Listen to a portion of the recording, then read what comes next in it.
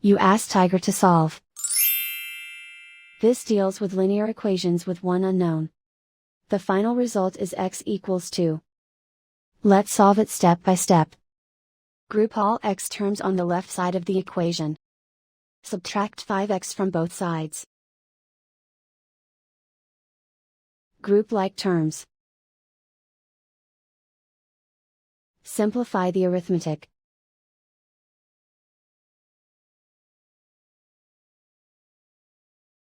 Group all constants on the right side of the equation. Subtract 12 from both sides.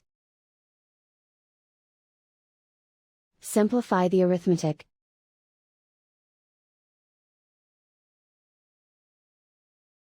Isolate the x. Divide both sides by -6. Cancel out the negatives.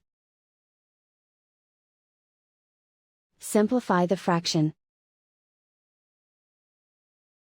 Cancel out the negatives. Find the greatest common factor of the numerator and denominator. Factor out and cancel the greatest common factor.